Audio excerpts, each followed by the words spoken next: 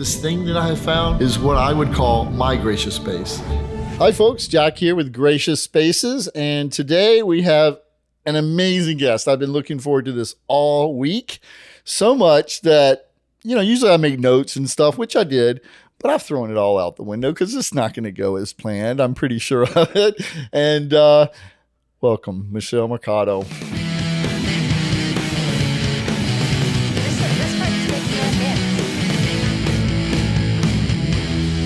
I missed you so much. I missed you. I love this. I feel like social media, like in this circumstance, is such a beautiful thing because I don't think I could ever fall out of relationship with you because I see you in your life. Like and the algorithm is generous to me knowing that I care about you. And so you're there. You're not tired of all my food pictures? Never. My fitness pictures? Never. Oh, good. Never, ever. That's good. But as I sit here too, there's just like nothing that can compare because our relationship started very organically. Yeah. Oh, I'll never forget that day you walked. I'm like, who the hell is this chick coming in hot like that? It was pretty cool. And all the ways that because it's been such a long time. Yeah. I feel like things over 12 years. Over 12 years. Yeah. Over maybe even more than that, Jack. We don't want to age ourselves. I'm not good with math either. Yeah. So, yeah. And maybe the anchors for me is so many different things that we both have done. God, you're always so good with words. I love that. The anchors for me. Let's try. That's going to go on one of our t-shirts. Yes. The anchors for me and you fill in the blank. Yeah. And you are someone that it's important for me to, like, my natural state is like in a dream state. Like I'm constantly dreaming and have my eye on something. Yes. And I have to feel comfortable enough to share it with people while it's in draft form. Yeah. Because the truth is I'm not going to be able to do all of them. And you and I, part of what I love so much in our friendship is that you are someone that I can call at any time with one of those dreams in draft form. Yeah. And not only do you well receive it and you get excited about it, but there's also safety in if I don't pursue it. That's fine. There's something in line. Exactly right. And you just gave something to me so powerful because I tend to try to do them all. Yeah. And that hurts me sometimes, because one thing might suffer while I'm trying to do all the other things. So it's really important to kind of narrow that down. They're all great ideas and you can't discount them all and embrace them, but it's good to maybe chip away at some of them more than the others. So that's a good takeaway for me this morning for sure. And I would assume with you too, I think I get off the most on being the generator of the ideas. Yeah. So that's where all the fun comes from. There's adrenaline in that, isn't it? Yes. Yeah. It's very powerful. Mm-hmm. Yeah. Then it's almost like just by saying yes to so many things, I can actually visualize how it would work, right? So then there's an illusion kind of that I already did it because I can really see it. Yeah. And then I'm pretty good at getting things to, let's say, a 60%. And then I realize if I don't get other people involved and invested in me, that's typically my drop off. Well, and the right people. Yeah. The group that's going to help guide you that 40%. Yeah. There's so many adjectives to describe you. And that's one thing I admire about you is that tenacity, resilience, the smarts behind it all. It's just there's so many to use, but you truly have them, and I appreciate you bringing that into my life because that certainly has helped. You're right. If I have an idea, I can call you. My feelings are not going to get hurt, but you're going to tell me the truth. You're like, Jack, that's not going to work. Move on. What's next? Although I don't think we've ever said that to each other. No, because they're all valid and great, right? Because they are. Yeah. And I feel like maybe it's because I think that you and I, maybe even there was definitely something magnetic when we first met, right? Like we were like moths. We collided, and then there was, I think, a lot of just like seeing each other, and we were kind of sharing similar things in different ways. And I think the thing for you and I both that feels like our need for like a physical space that we give love to and is an expression of us, but is a gift to others. Yes. Because we want it to be a space that serves others and welcomes others and all of that. And there's been many a times when you're like, Jack, I'm not the gal, but here's a number. This person is going to be perfect for this, or a vendor, or anyone, where it's affirming other people. It's lifting them up. It's connecting those people. And we're going to get more into that in a second about this whole connection thing. Yeah. But catch me up. Okay. You know? I guess. All right. Jack, we haven't seen each other in a while. A lot has changed. Yeah, yeah. And in one way, nothing at all, right? Yeah. Okay, well, as we've alluded to, we met a decade plus ago. Yeah. At the time, you were in a different location, building this beautiful space that was changing and evolving and felt similar to what I was doing in Laguna Beach. Also in a beautiful space. We both love beautiful spaces. Don't we though? We have a similar eye where we see that diamond in the rough and we go, ooh, we're going to make this thing beautiful. Wrapping our arms around them, embracing them and loving them. Yes. And you know what I love about that? They weren't the most refined places, but they had character and soul, right? No, I had a leaky roof and chipped paint on mine. But I saw that building, and what it did to me was like I could sell socks out of that place and I would be happy. Did, there were definitely some socks at the time.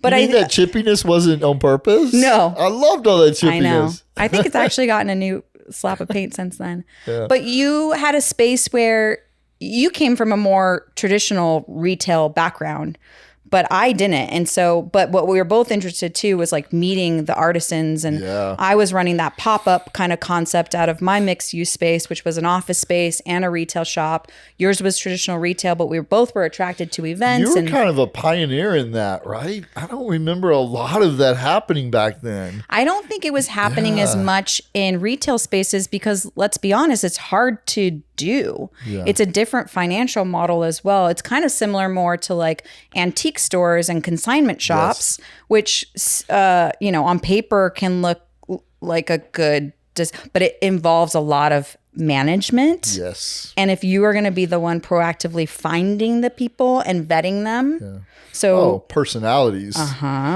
Managing that. I mean, you can manage time all day long and that, but people. Yes. Challenging. Yes. Yeah. So I had that space for almost 7 years.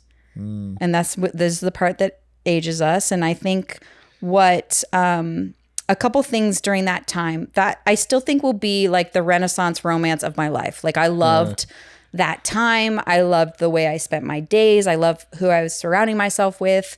Making money, not making money, it didn't matter in that flow where I was at. I loved it just the same. Yeah. And however, the last couple years, there were a couple of things that just were so true. I didn't own that building. So I was building on rented land. And as we described, the roof leaked and the chip paint. And so there were things that as I kept growing, it felt like a place from, I don't know, how do you keep to this? And then the second was, if we were making money doing rented office spaces and co-working, which was kind of the first of its kind in this area. Now I came from San Francisco where I saw it be done a million times over, but here it was different. Peer space and renting out my space for bridal showers and baby showers and book events and all of that became the majority of the money that we could make for that space. In which case it made me look at it and being like, well, what do I do? Would I change this to just do that? Yeah. So in 2019, the end of 2019. God, you're good with dates. Yeah, because this is an important one. It felt like making a big decision of like, how does one potentially leave a business that I described as was the full expression of everything I would want. Yeah. But there was this nagging feeling that we got to change this. And also like in a certain way, it's holding me back from other things I could potentially go pursue. And as someone who's naturally curious, that's always weighing on me. So around November 2019 is when I decide, okay, I'm going to close this thing down. And I probably shared it maybe with you, but it felt like carrying around this dirty secret because the truth is everybody that was involved in that space wouldn't see it coming, wouldn't want it to change in this way. So Michelle, does that because that leads to disappointing people. Yeah. We don't like to do that as that's hard for us. No. Especially when you've given them a space to excel in and succeed. And they make the space too, right? There's, you know this, there's how do you build community? Well, it's an active thing. So part of it is, even if I try to figure this out, can I remove myself and still let this grow? Sustain itself. And so that timing of about a couple months where some people did get to get information of this, different people wanted to fill in. And I will be very honest and vulnerable that was also challenging for me, because I think there were two things. I felt like I've built this on what feels like a stack of cards, and I don't know how to transfer a stack of cards to somebody. Yeah. And then second, it was also, there was a level of ownership of being like, there's parts to this that do very much feel like they're mine. Yeah. And how can I take the ones that are mine and leave the rest that are for the community? Thankfully, I didn't need to make more decisions because we know that COVID happened, and then we were done. Yeah, it all kind of collided at once. Yeah. Which is such a blessing. There were times after that I could not, I really did was like, oh, there was always this bigger thing that was guiding me to kind of avoid, but also learn, because so once I made that decision, it was like, what's Michelle gonna do next, with a big smile? And at the time, the things that I was drawn to and curious, and this is like January, February 2020, is that I, at that point, serviced a lot of people that had remote jobs. Well, I myself had never had a remote job. I never worked for a startup. I set people up in startups, and I basically did everything on the outside of that world. And so it seemed interesting to me of like, what would it be like to potentially work with or be a part of a startup? So I got a consulting role out of a company out of Australia that was doing this fun marketing platform. And I was the 20th hire.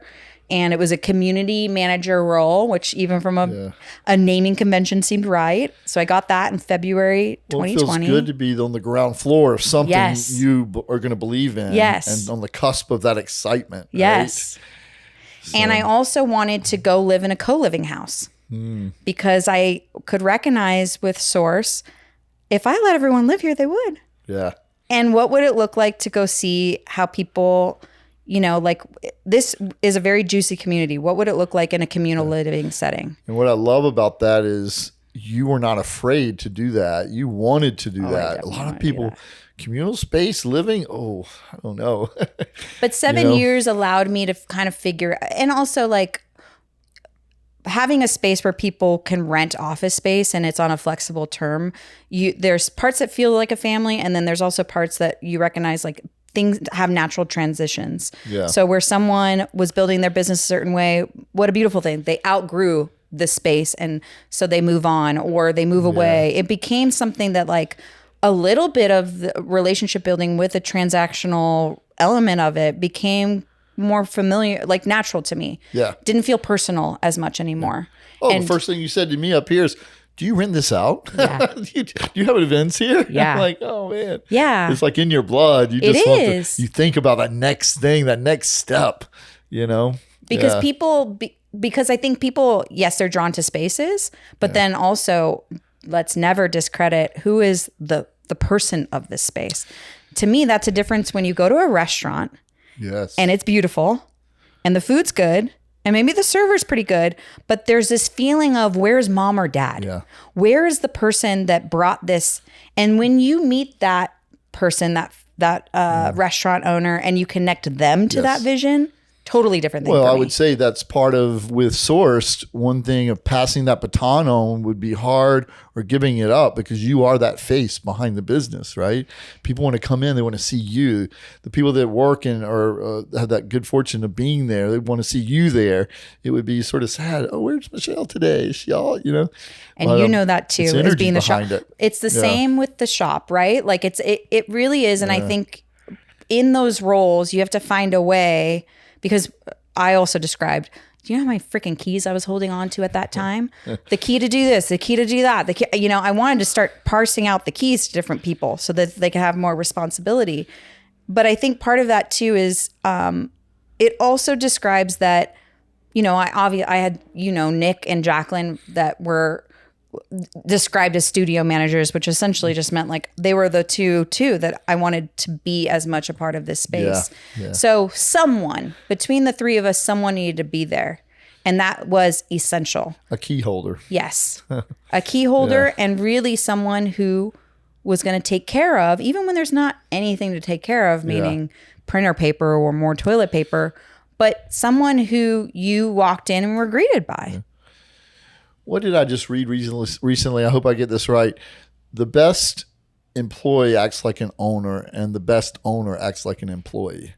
I love that. It's so true. Yeah, I love that. And I think that the only way to maybe attract that person is you first embody it yourself. Yes. So I think that is why also, looking back at you, why you've been able to continue to grow and evolve literally in size is by those that want to spend time in that universe with you. Yeah, no, there's no way I would have ever jumped in this ground floor. So there's been growth, and I'm still got plenty of growth to room for growth. Yeah. But it's not always easy. Yes. Especially for some your emotions get in the way on some decisions perhaps, or some situations you're faced with. Yeah. So there's always some growth to be had there, but it's fun being that creative, and taking a spot and making it beautiful for other people's an experience. Yeah, you get to receive the gift time and time again when other people are enjoying it. Yeah, love that. Yeah. Yeah, I think part of this,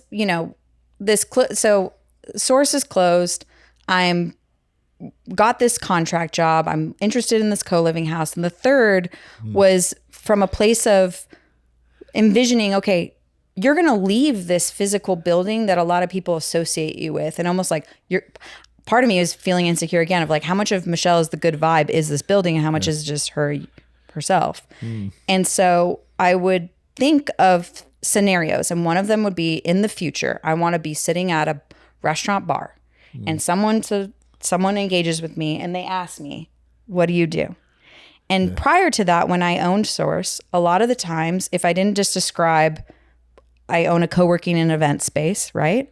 I would say I'm a connector. And that already would open up a conversation. What exactly does that mean? Yeah. So it's the hook. Yes. You're so good at hooks. So the ball's in your court now. I've laid it down. It's up to you. Put your body language shifts.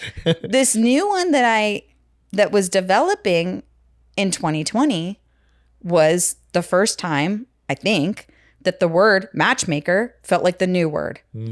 And I could envision at that point, when you say connector, it is actually ambiguous of like, what does that mean? And you have to describe more things. What do you and I would describe founders and investors, people with resources, all of that. There's a big pool there.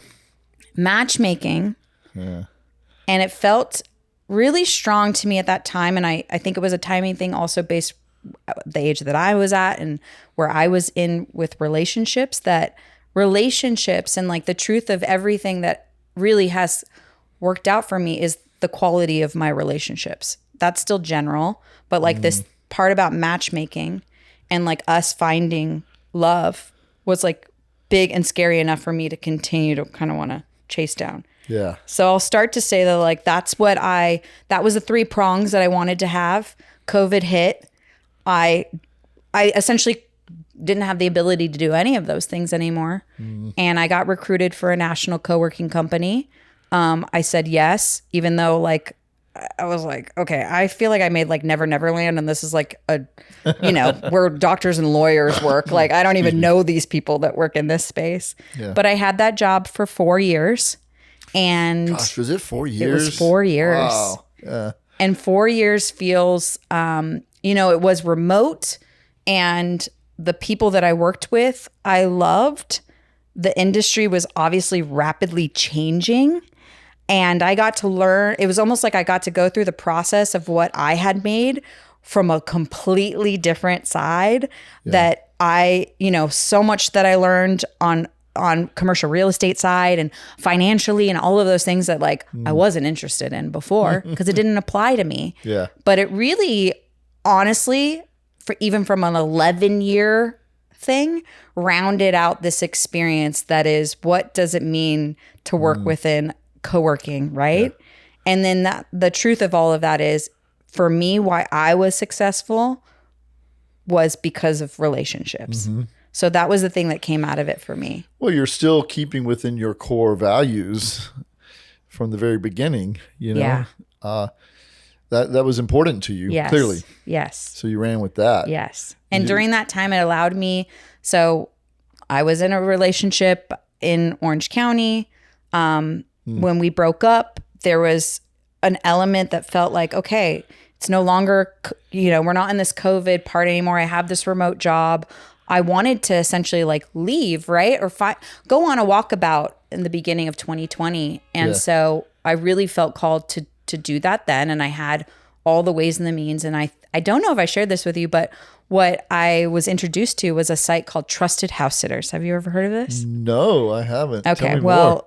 This has been probably the one that I've turned most people, I think, truly have changed their lives. Yeah. Trusted House Sitter, imagine from a website perspective, kind of looks like Airbnb. And so there's people that are listing their homes, but what they're really doing is putting a listing because they're traveling and they're looking for someone to stay in their home and watch their pet. So you pay to be a part of the website, let's say like $300 as a yearly membership, and it vets you. So it's kind of similar to like care.com, or if you were a housekeeper or a babysitter or whatever. Yeah. And what that does is then allows you to get into this website at any given time. There's over 4,000 house sitting opportunities across the world. 4,000. And before someone told me that weekend about it, I'd never heard about it before. Yeah. It had been around for 12 years. It's not a shitty website. It's a very, very good website. Yeah. And that was, my mind was blown. And what I saw with that too, another thing with relationships, who are these people that are comfortable with strangers staying in their house? That was when you first told me that. I was like, oh gosh, I don't know. And is there an opportunity for them to meet each other and drop by and kind of get a dry run? And all the questions I have about that, that takes a lot of trust. It takes a special. So what I like about it too is it naturally has vetting. I've shared this, of course, a million times over. The people that are instantly like, it's not for me, great. They don't need to be on Trusted House Sitters. Or is it really for them and they don't realize it? Oh, yeah. But there's other people that go instantly, they're comfortable with that concept. Those are the people that are on the site, which is good. Yeah. Because you're right. Like, so then I go, all right, I got this. One, what does one need to be successful here, right? Yeah. Well, they need to be able to accurately describe themselves. They need to proactively send messages, engage with the people. And then it clicked in of how do you, because if there's 10s on there, I was already of the mindset, I'm a 10 and I only want 10s, right? Like I want to stay in the places that feel like beautiful spaces. I'm only attracted to beautiful spaces. Yeah. So I would, so in sending a message to the person, you would get on usually a FaceTime, and it would be interesting with each person based on how much experience they had on the site, what they would ask you, but it's really a vibe check. And all of it very similar to online dating. And so what I did to be competitive was I would say, let's say it was in Sedona, Arizona. I would say, I'm actually going to be there 2 days before. So if you are around, I can come to the house and whatever. Brilliant. You have to imagine let's say they all get 50 messages. Maybe they choose their top 5 candidates. They talk to 5. How am I stacking up against the other 5? Well, it says commitment all over it. If you're going to spend the time to come 2 days ahead of time. Yes. Well, and honestly, it helps you to get the lay of the land. Where am I going? What am I doing? Because it's a two-way street. Yeah. I want them to pick me, but I also need to know that I want to pick them. Yeah. And so I traveled like that. So I put all my stuff in storage. I started traveling by staying in different people's homes. Remind people too, you you have a family. I do. In Orange County. Yes. And friends, you've established relationships, and here you go, picking up. And put things in storage. Put things in storage, but it was gentle because the truth too is I started by doing house sits up and down the coast of California. Yeah. So if at any point it didn't feel comfortable or whatever, you're right. I have a safety net of my family and my friends. And so one of my favorite stays was in Santa Ana. And I will never forget that the couple, they were kind of like, because my profile said that I lived in Orange County, and they're like, I wonder, they kind of were like, why would you want to stay here? Sure, yeah. I think it was for 2.5 weeks. So that was my first time of kind of saying, well, I'm kind of using this to figure out where I want to live next. And I'm testing this out and it's new. And they were like, oh, we know you. We've hosted like 5 women just like you that like honestly just now live completely nomadic. And so in 10 months, I got to start up and down the coast of California. At the time I had my remote job. I was traveling for work. I would visit friends, but I lived rent free. Yeah. The things that I first put way too many silly things in my car. I think at one point I had a blender and some weights and very quickly was like, wait, you don't need anything. Because you go into someone's home and of course, like everything's there. How do you pick? Let's see. I'm going to limit myself to a few items.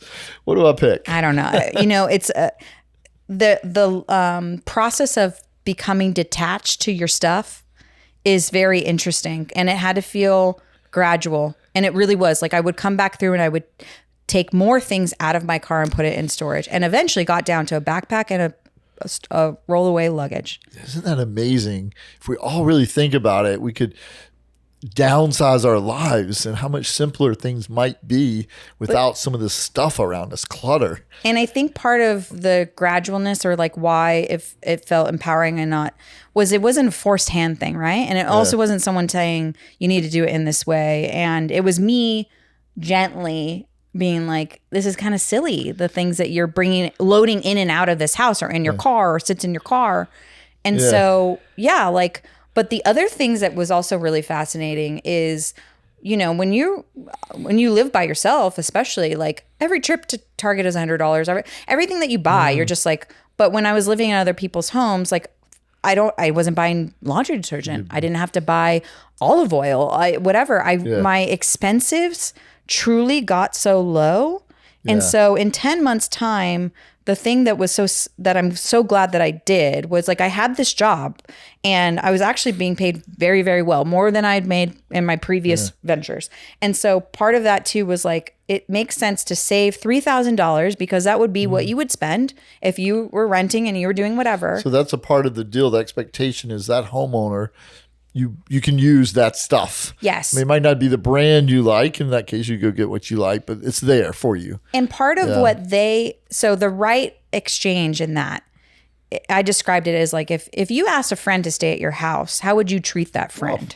You would tell them, have at it. Yeah. Here's how you use the spa. Here's where the extra, use my lotion, blah, blah, blah. So that's what I was looking for. And I wasn't asking for it, but looking for generosity in others. Because if you're not exchanging money, like I think generosity is the thing that really keeps that respect in play. As open as you are with your home to me, I'm obviously not going to. I'm going to try to honor that. So the more generous each person was, and one so far as. So this allowed me eventually to like move to go to different states. I would even arrive at someone's house and they let me use their car during that time. It just got better. That is a lot of trust. A lot of trust. Yeah. And what was so beautiful for the 10 months, there were so many things. The saving money, of course, that really was something too that the process of detachment from my things, being comfortable. I mean, I'm an outgoing person, but like, I don't think I really went out to eat that much by myself because I love people. So I would never go to the movies by myself and would never really go to dinner by myself just because it was always more enjoyable with someone else. Sure. In this process, it's not really as accessible. And as you mentioned, I kind of left this big community so I found myself more comfortable, more enjoying my own time. Sort of self-reflecting. Healing. There was a lot from this relationship that it was such a beautiful relationship, but it played out its course.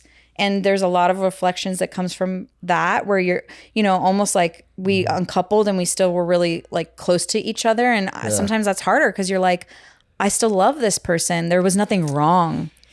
But what does that mean about me? I admired that so much as you were going through that. Yes. A lot of people, the breakup is the breakup and it can become ugly and whatever. You guys really still had love for each other on a just different level. And the last thing I'll say about the trusted house sitter part is like being in service, watching someone's home's one thing, but watching their pet, right? So there's an instant way to kind of walk into someone's life and you have a role to take care of that dog. Huge responsibility. Yes. And you and I love dogs. So my gosh.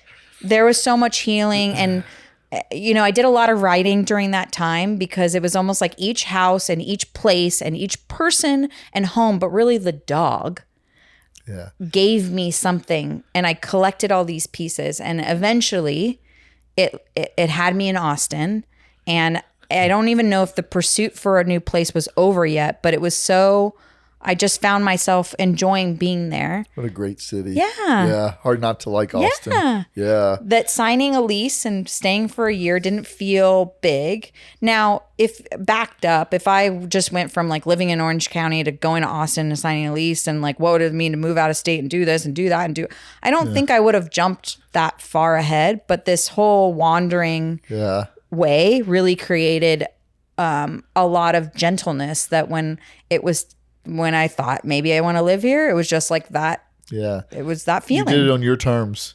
And when you landed somewhere, you felt grounded and loved, and really, this is home now. Yeah. And I think what's interesting about that, Jack, because I know when you moved here, it was new, but like. Oh, I came here on vacation for 2 weeks, fell in love with the place, went home, gave my 2-week notice, and drove right out. My parents thought I was nuts. Yeah.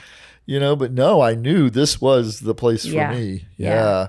You just kind of know that, Yeah. I do think you need to listen. And I also, now that I have this, I lived in San Francisco for a few years, which is very different in the life that we live here. But I think the next thing, and people share this with me a lot too, of like making friendships as an adult. Well, when you and I, being the hosts that we are and having the space, it's different. It's actually not hard to meet new people, right? Right, yeah. But being stripped of those things and being into a new space, the first 6 months that I lived in Austin was me kind of figuring that. And so one of the things that happened is I moved into this apartment building that to me was just so aspirational. Like maybe there's some apartment buildings like that in Irvine, but it's Irvine. And so there was a big gym, and there was actually what they called like a Wi-Fi lounge, which was essentially like a little co-working room. Yeah. And there was also what they called a club room, a big space that had a full kitchen set up and a fire pit, a sexy space. Community. Totally. Yeah. Now, when I toured, my assumption was, oh my God, people probably hang out here. They probably have birthday parties. I'm going to meet all my neighbors. Look at this space. Right. How could people not be using this day in, day out? Yes. 6 months met no one used the space. Nothing. So this thing that drew me to even want to sign on the dotted line was not used by anyone, which was also so interesting to me, because as I would sit with it, I'm like, well, of course, because it's a proactive thing to decide what are you going to do there, right? Yeah. So I started hosting bingo. You're not. Yeah. I love it. And bingo, because it was easy to do. This is something that we do in my family, like on like birthdays. We just do bingo, mainly because the younger ones, they couldn't understand why they didn't have birthday presents. So my mom's response was like, when we have a birthday party at the house, we play bingo because then everybody can have access to a present. I don't know what that says about us, but bingo is easy for me. Well, right? it's fast. It's fast. It's engaging. You need no experience. Yeah. So first bingo, 4 people show up. It's pretty good though, no? 4 people? Jack, you're so generous. No, right? Sure. Your first go around. It's good, but it would make other people that don't know what we know, which is when you choose to do this, the only way it's going to be a thing is you already committed and you're going to commit to this and you're going to go until it is a thing. So 4, was better than 0. Well, but I think for our somebody, lives are so busy. It's true. You get home, you're tired. It's like, oh, bingo in the lobby? But in a space that no one ever used. You're right. To get them excited about using that. Yes, I love bingo, but. You're right. And so I think, again, of my level of saying yes to probably everything makes me forget sometimes the hesitations in others. Yeah.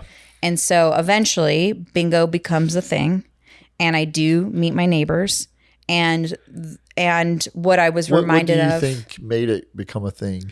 Okay, well, thank you for asking, because there are specific things. Yeah. And I know from my experience, I created a really sexy flyer that I put all over the apartment building. Yeah. And the management group hosts different things that are all crap, and their flyers look like crap. Do you still live there? Yes, I do. Okay. Well, I told them, because the truth, yes, I can see that. Here's where it was too. this was the analogy that I used. When you host something, meaning the leasing team, that's like going to your parents' party. Yeah. But if you get the people that live there to host something, that's a cool party. Yeah. So they ended up supporting my bingo and and of course we're like, this is great, encouraging me to do it, right? But I was also very specific of, I don't need you to send an email that invites people so that they think it's yours, because then they won't come. Yeah. They won't come. And Just so delete.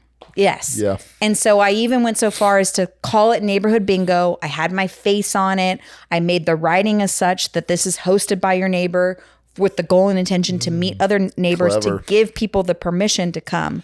So I hosted it once a month consistently. I've done it for over a year now.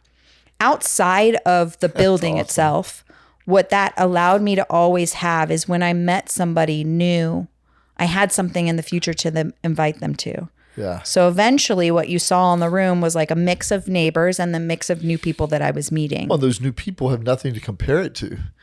You're going to, I want to hang out with the fun crowd, right? Yeah. What's bingo going on? It's and packed. let's be honest, there's nothing more flattering when you meet someone and they invite you to something. Yeah. That shows that they want to continue to see you. Yeah. So all of these things I was doing are kind of always like, they're all similar in what dating looks like, right? Like even so trusted house sitters, that whole thing is like online dating. This is like, of course, like have something to invite someone to, because if you don't know if they're interested in you yet, one of the things you could just do is invite them to something. Yeah. Like you want to just spend reoccurring time with them to see if something's there. It's our word of the day, curiosity, being curious, Yeah. So you're drawing those people who are curious together. That's number one, check off the list. So there's a mix of those that are innately curious and then those that are situationally curious, and that's fine. Yeah.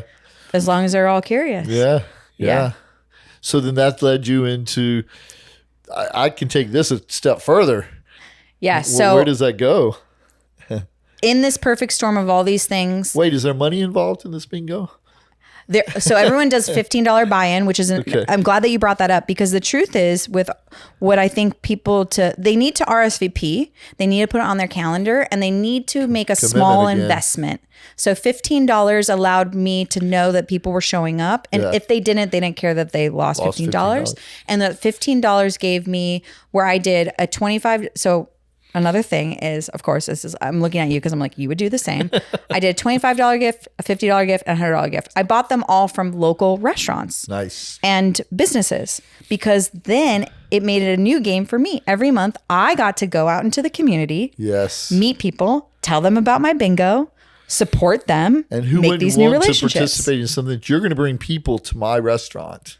And I didn't ask for it for free. Yeah. I'm using the money. Yes.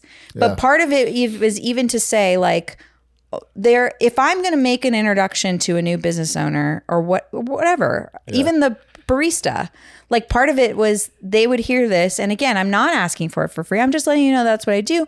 Oh my gosh. Now they want to come to bingo. They're telling me. So naturally it would almost be this other thing that like the compound effect of marketing. Yeah. Which was more beneficial than if they gave me a $25 gift card. Yeah. No, this is how you build community. Yes. So I'm doing all these things. I'm actively in that place. I did get laid off from that job in May of last year, which was at the time, I mean, I'm glad that I went through that experience too, because there was part of me that's like, I think I manifested this. And the other part of me was like, wow, there's so much ego tied to me in this job that I can't even actually fathom how have this important role, and that then you turn off the lights on me and you take away, and there's trips and things and initiatives that I have 6 months on the calendar and now they're just gone.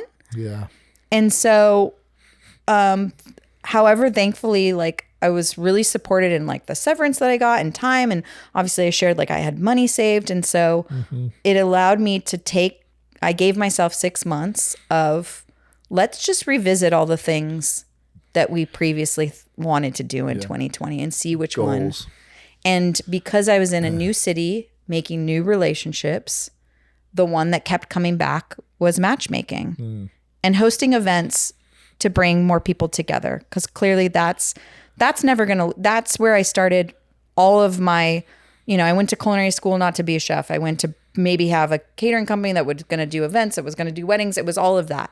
And so the events is never going to leave because, one, I think that is the greatest truly like skill that I've developed with tools. Yeah. But my who I naturally am is like I get so excited by bringing people together.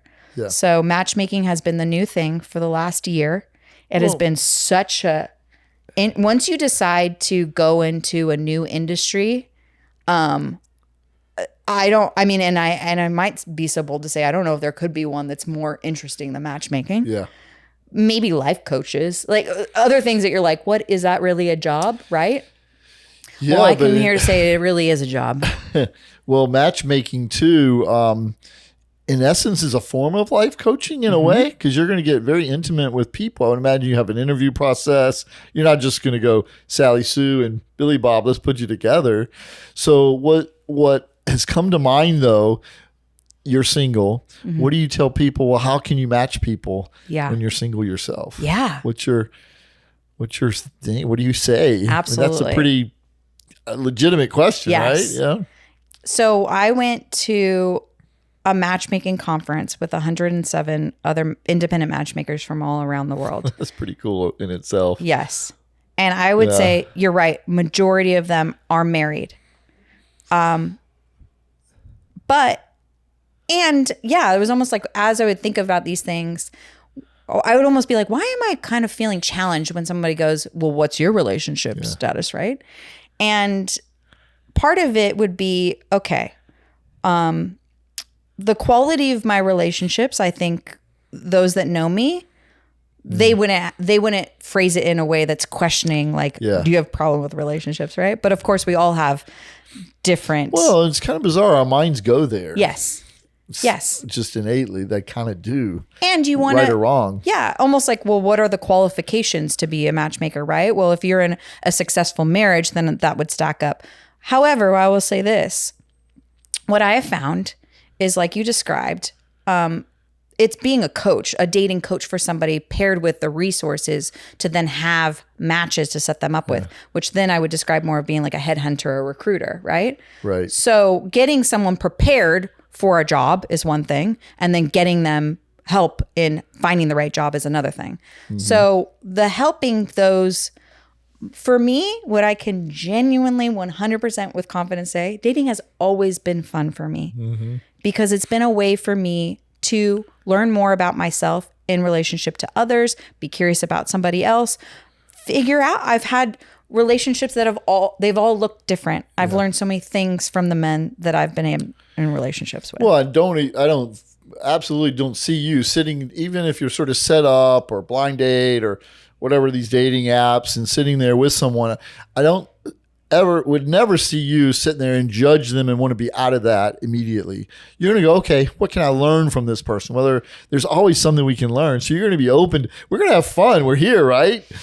There's another thing that people love to ask, what has your experience been on the apps? Which they're already alluding of, like, tell me what's been in the trenches. Like, some secret. What's a bad date you've been on? Yeah. I honestly, I have like one story to tell, but it sucks in the sense of, but then I made friends with him, Yeah. Like, I thought he was a disaster and I left for the bathroom and I thought I should just leave from the bathroom, but I stuck it out and we were friends for 6 months after that. Well, and aside from like the creepy ones that your gut's telling you this guy's creepy, you get settled in, figure out there might, what am I here for? I'm not here to get married. I mean, obviously date someone and figure this out, but yes. How can I learn from this individual? And when I have been with, when I've been with men and women that are talking about their dating lives, especially when it's around the apps, I think a major problem is that they have ditched the other ways that they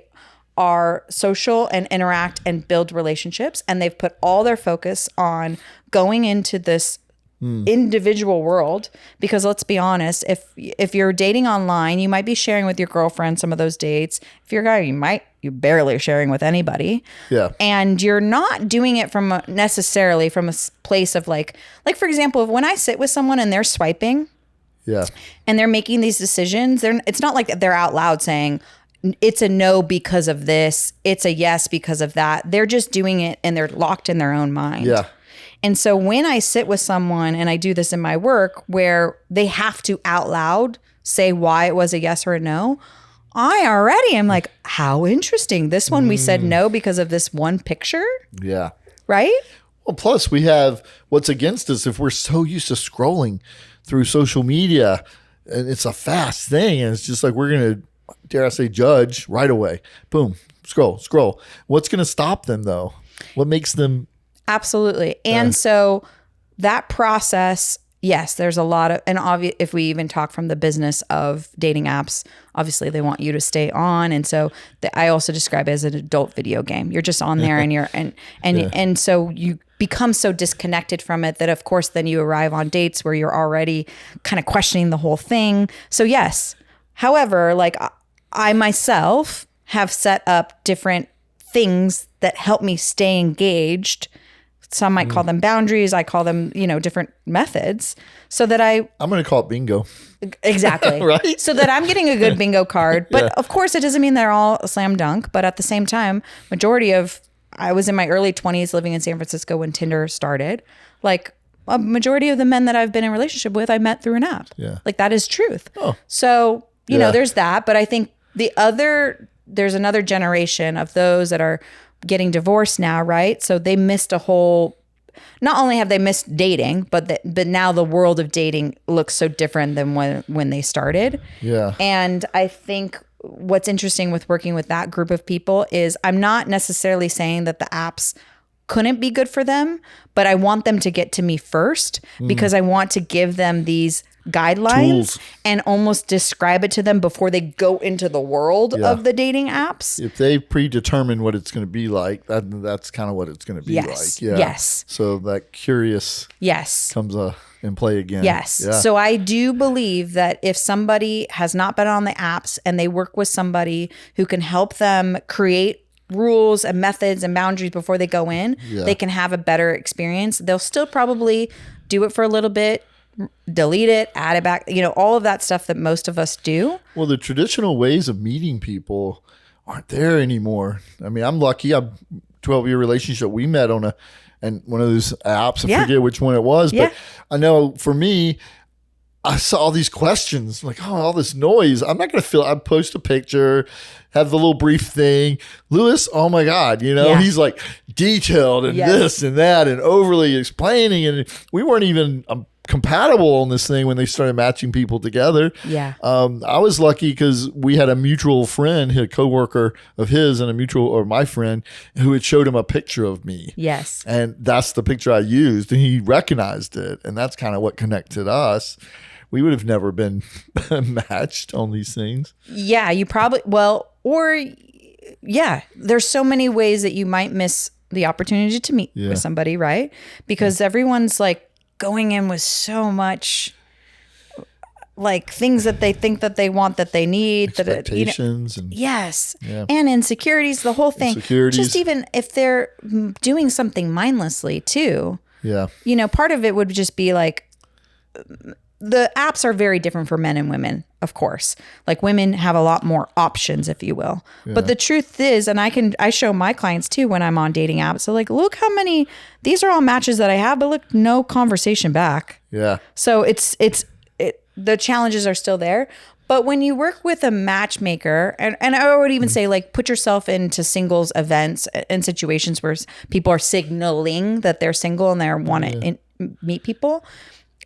It's like another social skill you have to like remember and engage with, but you also have not as much attachment, right? Yeah. And I think part of it with the matchmaking, what you described that your friends are doing, if more people that were in partnerships and relationships were hosting for their singles friends and like not being like a pressure cooker, everyone here has to get married tonight, but just like, I want to introduce my friends to my friends, right? Yeah. We don't do that as much anymore. And the reason that we don't, I think part of it we've become so worried about hosting well my house is not ready. I wouldn't know what to do. I don't know how to serve. I don't know what, all of this that we talk ourselves out of doing it, when really you could just have coffee at your house and invite your friends over and community room at your apartment or host bingo. Exactly right. Yeah. So, I have this huge smile on my face because I can't think of any better person to put their hands in your guidance than you. So sweet, it's true. It's like, you just had this innate, just this sort of built-in know-how, and that will help these people be successful, And if they're not, that's okay. They come out of it knowing maybe themselves better, or how to handle a certain situation better, or friends. And I will say that. So within the matchmaking community, one of the things that that different matchmakers have shared is that, so typically we work with a client for like 6 months to a year. And just like you kind of alluded to, like the beginning is, my process is like the first thing, like someone will ask like, how do you, I have to feel drawn to them, and I have to be curious about them. And I have to know, like, is this a relationship I want to invest in? Right. So it starts with me seeing if we're compatible in that way. And then I need to be with them in like, what does their house look like? What does it look like to go out with them? Where like meeting some friends, meeting some family. Exactly right. I need to essentially fall in love with them first, right? Like because then I am bringing that genuine enthusiasm about them and the things that they're working for. And obviously working with a matchmaker is kind of rigged because you're signaling so much intent. Because you found this person and you made a sizable time and money investment in that process. You're building a resume for them by knowing them, And then that's where my inflated confidence goes, I will 100% find. Because if it's not the person, we will find out all the things that this person needs to know that because I will be in probably a friendship relationship with that person, I would hope, for a long time. But even outside of me, they have that understanding now. They dedicated that time to learn about themselves. They're going to introduce themselves to people in the world differently from that exercise. And I think with matchmaking, the other thing that's so exciting is that the more that people understand that that's the working, like when I bring up any client, everybody wants to know about that client. It's no longer like, why do they need so much help? It's like, what a bold move that someone's doing. Bold move. To find out about themselves in relationship to others. And that's why I would say too, like working with men as the matchmaking clients, and then like knowing so many women, it's like a really beautiful natural flow, because I don't even get so far as to describe what this man is like, but it just signals to these women of like the seriousness that this person is going after this pursuit. Sort of a stamp of approval. Totally. Yeah. And it allows for everybody, like, I guess, so my world currently looks like hosting singles events, doing some dating coaching, and then of course matchmaking clients. And with matchmaking clients, you're also like working with other matchmakers. So you're always referring people that to other matchmakers. And that's like what keeps it ever going and evolving. So I would say like at any given time, maybe if I'm working with 6 matchmaking clients, that's a good amount, because the truth is everybody that is part of that when you're referring out to other matchmakers. And you know what I love the most about all of this? I can tell the fulfillment it brings to you. And you're obviously meaningful in my life, but I love you seem very satisfied with where you are in life, And there's probably way more to come that we just and you may not even know, but I'm sure you got your eyes set on some goals, but I love what it's brought you. There's goals, and I think maybe this is coming out of when I started Source. I was so young, and it was almost just like forever changing and evolving, that eventually it turned into what I would describe as this real thing, right? And that was around year 5. And in 5 years invested in something, when you start something in your early 20s, is already like wild, feels ambitious and over the top. Then it kind of slippery turned into 7, and then add in 4 more with this corporate, rounded out of 11 years of a pursuit of something. But then alongside of that, the biggest had been my personal development that I got from the relationships of that. Where I'm at with matchmaking when I look at it as building a business, is an understanding that it's going to take at least 10 years to really be invested in the business of it. The relationships I'm already invested. I'm already invested in like what that working. Oh, that was day one. Yeah, for day you. one. It felt natural. Yeah. So now the evaluation point that I have is I want to do this for the next 20 years, right? So now I look at the business side to make sure that I am motivated, because the truth is if nobody paid, if I didn't need money and whatever, I would choose to do this. Yeah. And some people are like, that's crazy because it sounds like you're very emotionally like involved in other people's lives. And that's true. And so the money does help create a certain level of boundaries and guidelines within that working relationship. Yes. But the other side of it is in the growing of a new business, what I'm so glad that I learned, and I didn't have as much within Source. I had many different revenue streams, if you will, right? We know that. But my corporate job allowed me to have a paycheck that had all of my needs met, my nervous system reset, and I got to dream about other things that I didn't have to, that they didn't need to make money. Some stability. Yeah. So right now, my financial life looks like some things in my life that are consistent money that come in outside of matchmaking, right? And that comes from, again, relationships. I don't have to apply for jobs. I mean, knock on wood. I have enough relationships of people that know me as the person and the work and the businesses that I've built, that they can bring opportunities to me and I can be a consultant or do things and make money. And then that allows for matchmaking to be something where I really feel empowered that I get to pick who I work with. Which is, I know the way that if I am lucky enough to dedicate myself for the next 20 years and I get to pick who I work with, I think I'm going to be in a really, really good spot. I'm going to really love this work. And that's what you're going to need. Well, give us the nuts and bolts. If people want to find out more about you, follow you, stalk you, dare I say. Love it. Come play bingo with me. She's got you guys. Well, what do we got? Yes, what are we looking at? I would love for everyone to come play. If you're in Austin, Texas, come find me for bingo. When is the big music festival there? In October. Oh, so, there you go. We're all coming for And ATL. And so of course you'll love this. And a local restaurant group has hired me to now host bingo on their patio every Tuesday. You are the bingo queen. That's it. I love it. Part of me is like, this is the thing of like, if you love something so much and you follow it and you do it, part of it is like somebody threw my name in the hat when someone said, we want to host bingo at our restaurant. And that's how I got the opportunity and that's how I got the gig, right? Well, look, you saw a opportunity just by moving in, and this was in an effort to uplift the apartment community. They've got this beautiful space. It's sitting here empty. Let's do something with it. Let's do something. You know, you weren't seeking that to now be bingo in a restaurant, you know? No. Yeah. But it's so beautiful how, like, one, when you keep investing in things and it starts working, right? There's also this natural, like, kind of, not that I've grown out of it, but there's almost like, oh, wow, how sparkly. We can go do more. And then it opens up to new doors and new people. And that's part of like, I mean, getting paid to do something for a restaurant group and get that exposure is, I need that, want that. But in addition, like being able to, what we went back to be a host is the most valuable part. Yeah.